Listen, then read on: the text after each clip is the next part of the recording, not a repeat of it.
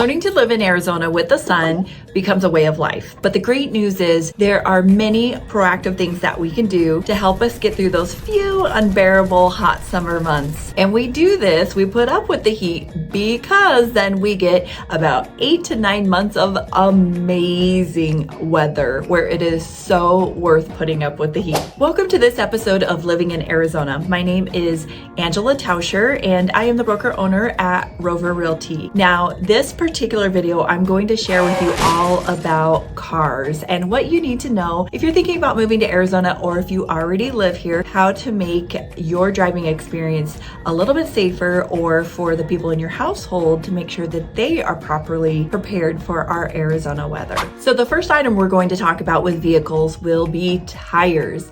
Now, granted, as a realtor, I drive a bazillion miles, probably double the average vehicle usage, but you still need to know about tires.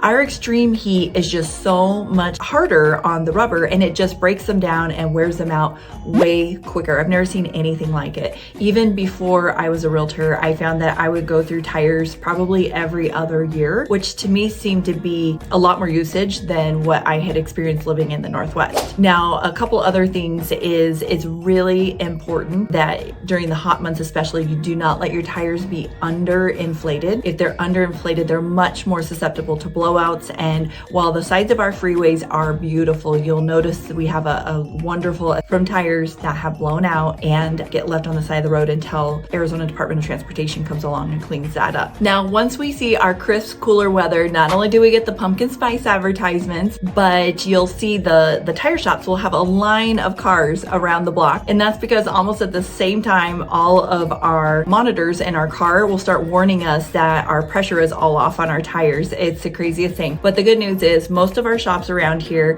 you just get in line, they offer a free service, you pull up, they check the specs, and will fill your air up in your tires exactly where they need to be. Usually only have to do it once, maybe twice during the cooler season, and then off you go. And they know they're happy to do it for you because as soon as it gets hot out and the tires wear through, that you'll be back. Now, it's not just our tires that get eaten up by the heat, it's also our car batteries. It's the oddest thing. I had to experience it for myself, came out running late, needed to get the kids off to school, and click. I don't even know if I got a click actually. Our batteries have a much shortened life here due to the extreme heat. And believe it or not, we consider it an extreme cold, even though our temperatures often only get down to, 30 degrees or so in the wintertime. But when you're going from a swing of 115 degrees, maybe a couple months prior to 30 degrees, that is a really big change in temperature drop. So it's very hard on our batteries, and you'll just want to anticipate I would say,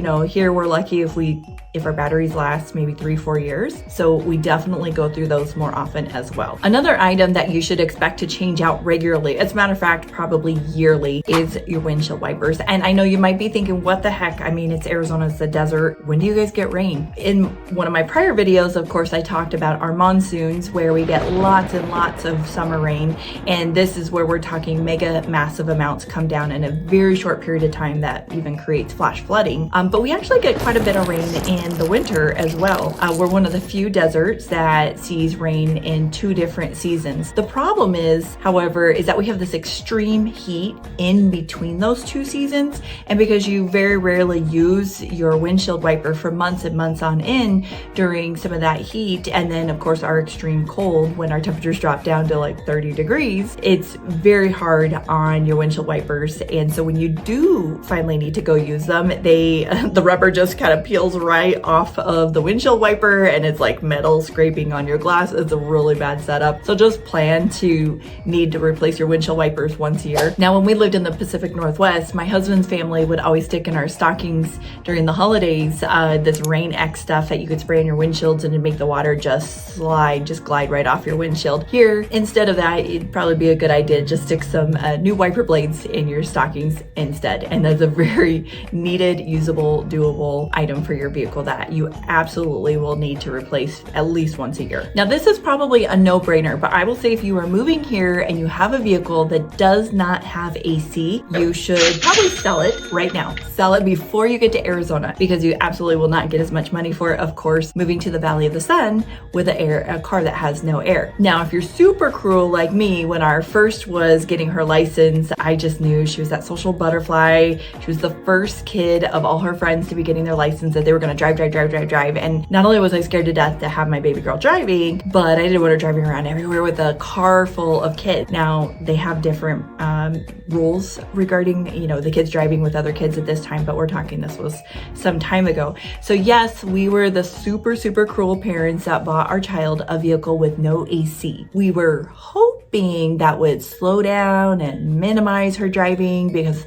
I don't know about you, but I've only had to do it a couple times, and driving in a vehicle with the windows rolled down when it is literally like 112 out is just awful. It's awful. I'll just tell you, it's not something you want to do. But yeah, that didn't work. She drove like crazy all the time,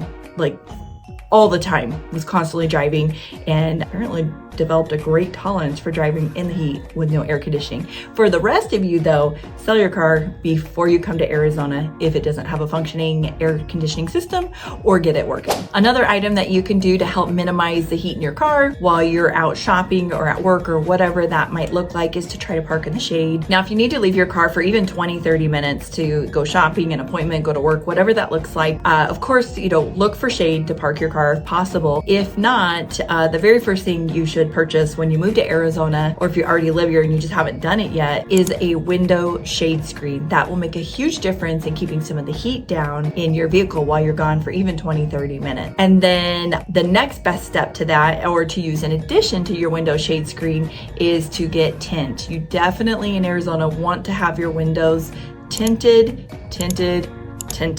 and they can tint all of them. Now, that will really help minimize some of the heat in the vehicle, whether you're out running errands or you're actually driving somewhere. You will definitely notice the difference to get that tint in the window. Now, I was here for a few years before I heard about something called a ceramic tint. It's a little bit pricier, but it's so worth it. It does an incredible job of keeping the glare out, and then really bad cancerous UVA, UVB rays. Phenomenal job at blocking that and the glare as well. So that takes the heat reduction down even more when you get your windows tinted for your vehicle. A common feature on the vehicles that you'll also see here in Arizona is an auto starter. If you don't have that on your vehicle already, I'm pretty sure there's some aftermarket auto starters that you can have installed, and it's well worth it, especially if you have younger kids, that you can walk out of the grocery store, auto start that vehicle, let it run as you are getting all the way, to your parking spot and unloading your groceries, so that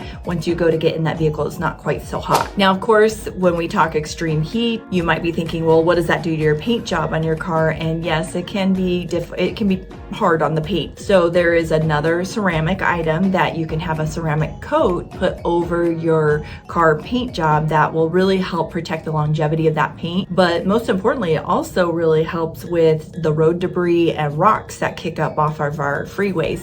Not sure what that's all about, because it's not like they're, throwing down rocks or anything for snow or ice. We're definitely not dealing with that. But for whatever reason, we do have a lot of rocks on our freeway that pop up and they'll ding your car paint, or what we see really commonly is they will hit your windshield. Now, if when it hits your windshield, it's a smaller chip, you want to get that fixed right away.